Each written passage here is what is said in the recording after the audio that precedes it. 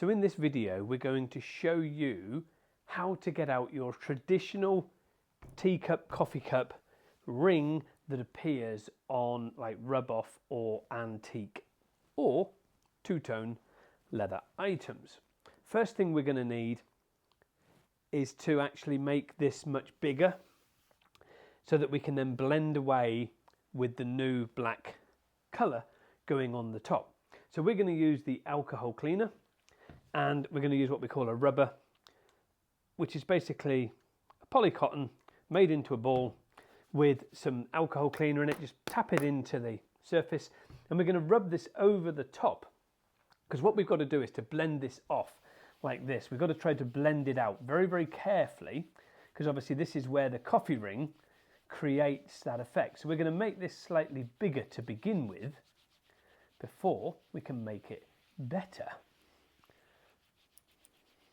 So we've just got to rub that off, and we're going to try to like feather out the edges on it. Just give that a bit of a dry.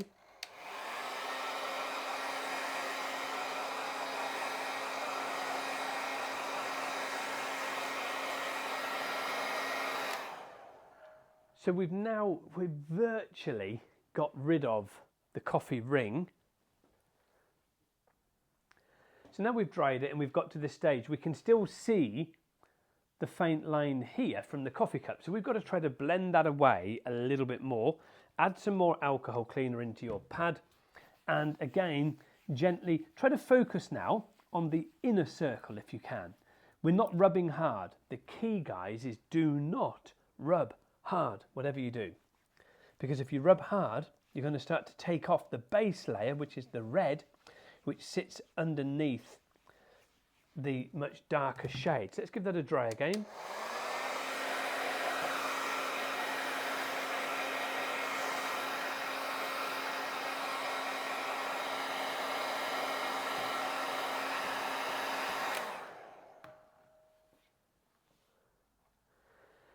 So we've got a tiny little mark here and a little mark left here, so we need to try to get that addressed a little bit further. But in all fairness, if we were to colour now, you wouldn't see it anyway. But let's just try to concentrate on those two little particular areas, which is the top and the bottom, in effect, on the camera of the coffee cup sort of ring that it created. Give it a dry again.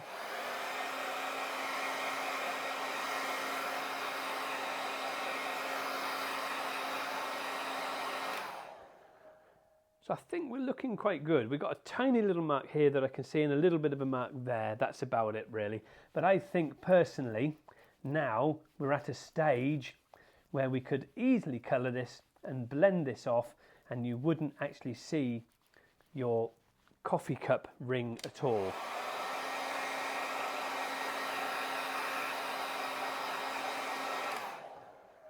So I think looking at this in person, I can see a tiny little bit just here. I think the bottom I've got rid of. I think maybe that is what I can actually see really in effect. Let's just try to sort of go around that area. A tiny little bit more pressure than normal. See if we can just focus on that to get rid of that ring completely.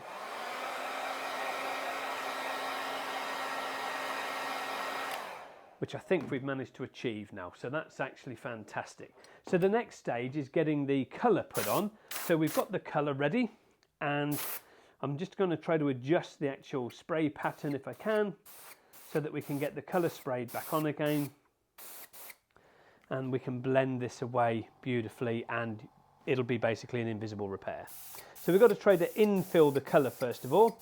And you'll be able to see as we're going how that we're infilling the colour to create it and make it darker, and we're trying to sort of blend from here into here so that you can't see that transition and that difference where we've feathered out to.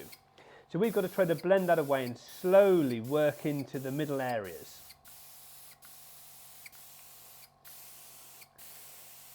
And then we're going to start to try to infill if we can once we've got the outside edges feathered in.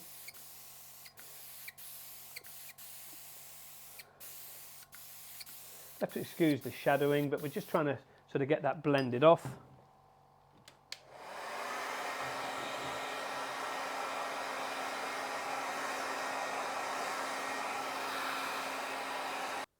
So that's got all that dry, and I can see just a little bit of mottling here and a tiny bit up here. So I'm going to try to blend those away now a little bit better. So we're just going to add a focus on those little areas by adding a little bit more black into those areas, just to blend that off that little bit more.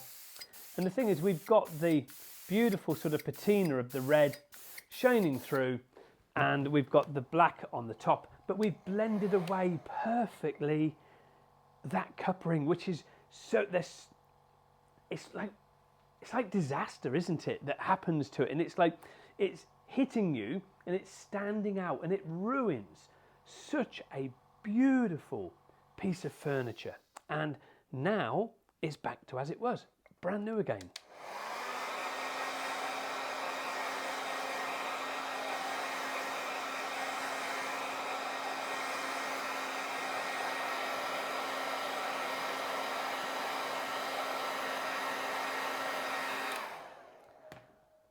So that is exactly how you would remove the classic coffee cup, teacup ring plonked on your furniture where it's got a little bit of dampness on it. You pick it up and it leaves that horror story of that circle, almost a bit like a total eclipse happening on your leather, isn't it?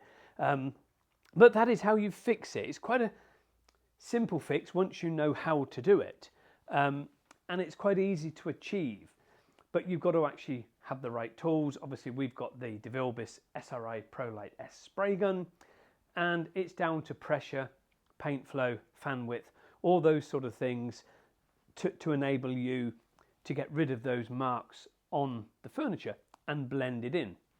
The thing with this is a lot of people make the fatal mistake of panicking.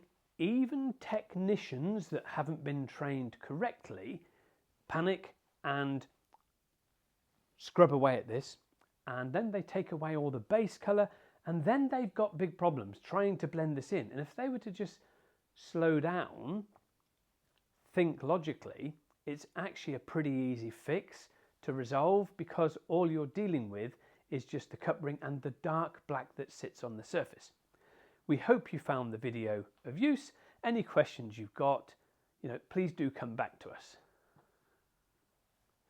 So to wrap it up, the products that we've used on this is the LRC3 alcohol cleaner and the LRC14 pigment paint.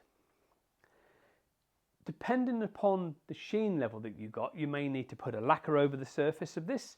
If it's a dedicated two-tone, you can again blend this away with the two-tone paints, so they can be blended away using the two-tone paints. So with your two-tone paints, obviously they're LRC64. I call them a two-tone paint. They're a two-tone dye, is its correct name. The pigment paint, they're obviously two different products. One is a paint, one is an actual physical dye. And then LRC16 is the clear coat sealer that goes over the top. With the two-tone dye, you don't really necessarily need to have that LRC16 over the top.